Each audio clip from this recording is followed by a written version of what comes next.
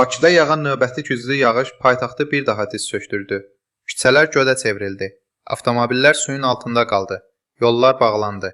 İnsanlar saatlarla çıxılmaz vəziyyətdə qaldı. Bu artıq pis hava şəraiti deyil.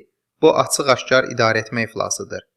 İllərdir təkrarlanan bu biabırçı mənzərə göstərir ki, məsul qurumlar ya bacarıqsızdır, ya da vətəndaşların problemlərinə tam biganədir.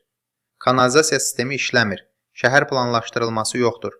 Görülən təmir və layihələr isə real nəticə vermir. Hər yağışda eyni ssenari. Vətəndaş əziyyət çəkir, amma məsul şəxslər susur. Bu artıq sadəcə tənqid mövzusu deyil. Bu, siyasi məsuliyyət tələb edən böhrandır.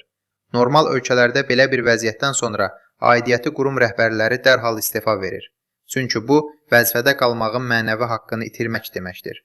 Açıq demək lazımdır. Bu vəziyyətə görə məsul olanlar dərhal istefa verməlidir.